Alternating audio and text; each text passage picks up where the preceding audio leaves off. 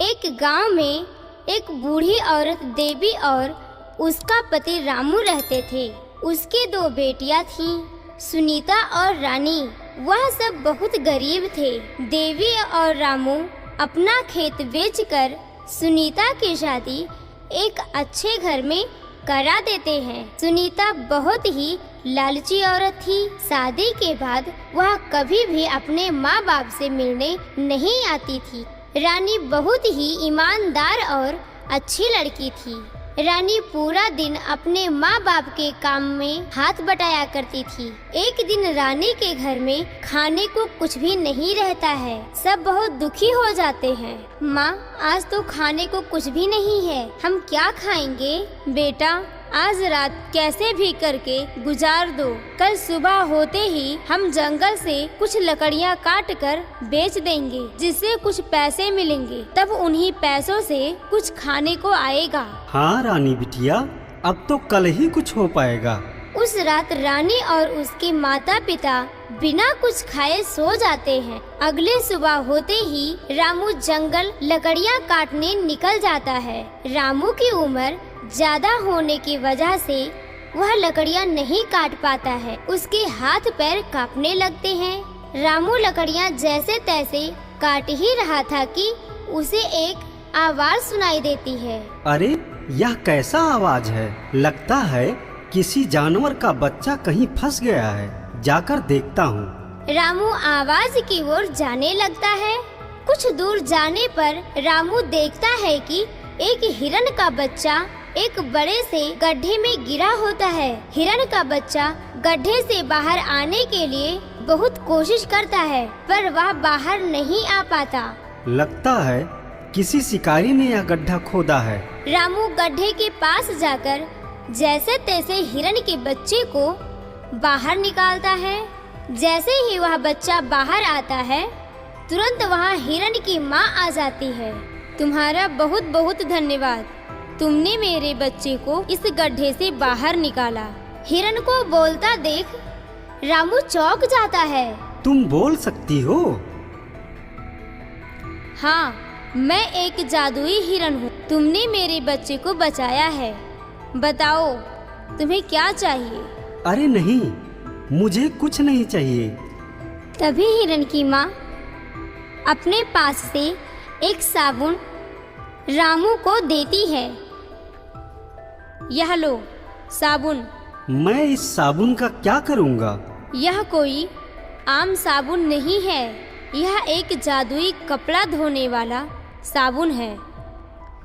इस साबुन तुम जिस भी कपड़े पर लगाओगे वह एकदम नया बन जाएगा। और हाँ, यह साबुन कभी खत्म नहीं होगा।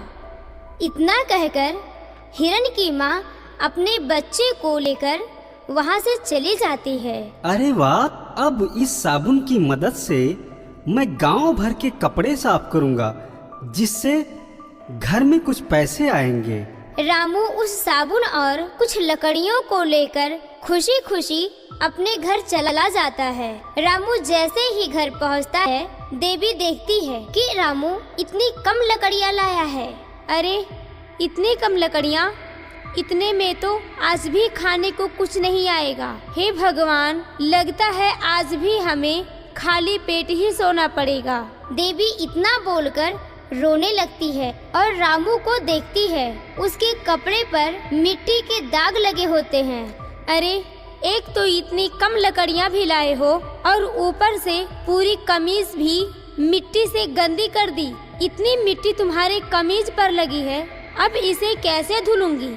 घर में तो साबुन भी नहीं है। अरे भाग्यवान, पहले मेरी बात तो सुनो। क्या सुनूं? रामू देवी और रानी को जंगल की सारी बात बताता है और उन्हें साबुन की टिकिया भी दिखाता है। यह देखो। पिताजी, क्यों ना हम अभी इस साबुन की टिकिया से आपकी कमीज साफ करके देख लेते हैं। हाँ हाँ, लाओ, दो मुझे। मैं देखती हूँ। देवी साबुन की टिकिया को जैसे ही रामू की कमीज पर लगाती है, वह कमीज एकदम नई हो जाती है। सब चौंक जाते हैं। मैं आज ही जाकर गांव वालों से उनके पुराने कपड़े मांग कर लाता हूँ। रामू गांव में सबके घर से गंदे कपड़े लेकर अपने घर आ जाता है। रामू, देवी और रानी मिलकर रात भर कपड़े धुलकर सूखने को डाल देते हैं। सुबह जब रानी उठकर बाहर आती है तो उसकी आंखें फटी की फटी रह जाती हैं। सारे कपड़े एकदम नए और चमकदार हो जाते हैं। रामू सारे कपड़े ले जाकर गांव में बांट देता है। गांव वाले कपड़े देखकर दंग रह जाते हैं और धीरे धीरे सब अपने कपड़े रामू को ही धुलने को देते हैं। धीरे धीरे रामू अपने घर के पास एक बड़ी सी धुलाई सेंटर खोल लेता है और खूब आलीशान बंगला भी बना लेता है। रामू की चर्चा अब पूरे गांव के साथ साथ आस पड़ोस के गांव में भी होने लगी। एक दिन रामू के कपड़े धोने के बाद सुनीता को पता चलती है। अरे यह सब कैसे हो गया? उनके पास तो खाने तक पैसे नहीं थे और सब इतनी जल्दी इतना बड़ा घर और धुलाई सेंटर भी खोल दिया। कुछ तो गड़बड़ है, मुझे आज ही जाकर पता लगाना होगा। सुनीता तुरंत ही अपने माता पिता के घर पहुंच जाती है और दरवाजे से छुपकर उन्हें उस जादुई साबुन से कपड़ा धुलते देख लेती है। अच्छा, तो यह बात है। तभी तो मैं सोचूं कि यह सब इतना जल्दी इतने अमीर कैसे बन गए। सुनीता घर में जाकर रामू, देवी और रानी से मिलती है। अरे माँ, तुम सबके पास तो इतने पैसे आ गए, तुम मुझे तो भूल ही गई। अरे नहीं बेटी, यह सब क्या बोल रही हो? हमारा जो भी कुछ है वह सब तुम्हारा और रानी का ही तो है। अच्छा माँ, तुम मुझे उस जादुई साबुन के बारे में क्यों कुछ नहीं बताया? अरे बेटी, तू तो कभी आती नहीं यहाँ, तो तुझे बताऊँ कैसे? पर अब तू उस जादुई साबुन के बारे में जान ही गई है तो यह बात किसी को भी मत बताना, ठीक है माँ? सुनीता अपने माता पिता के पास कुछ दिन रहती है।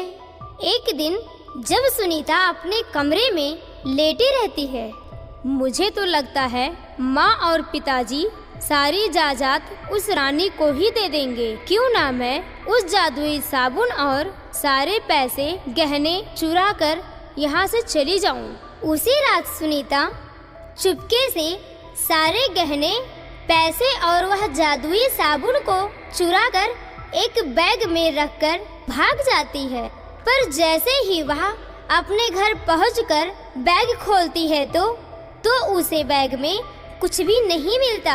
वह हैरान हो जाती है और रोने लगती है। उसे अपनी गलती का पछतावा होता है। उसे यह पता चलता है कि चोरी करना बुरी बात होती है। इधर रामू, देवी और रानी घर का सारा सामान गायब देखकर हैरान परेशान हो जाते हैं कि तभी सुनीता वहाँ आ जाती है और उन्हें सारी बात बता देती है। मुझे माफ कर दीजिए माँ जी, पिताजी, मैंने बहुत बड़ी गलती कर दी।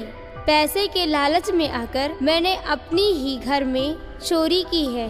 आप मुझे कोई भी सजा दे सकते हैं। अरे नहीं बेटी, तुम तो हमारी ही बेटी हो। और रही बात गहने पैसे की, तो अब से हम सब मिलकर मेहनत करके फिर से वह सब वापस ले लेंगे। पर पिताजी, उस जादुई साबुन के बिना हम कैसे कपड़े साफ करेंगे? वही तो मैं भी सोच रहा हूँ बेटी। अब पता नहीं मुझे वह साबुन कभी मिलेगा भी कि नहीं। अचानक से ही सारे गायब पैसे, गहने और वह जादुई साबुन वापस आ जाता है और सब बहुत खुश हो जाते हैं।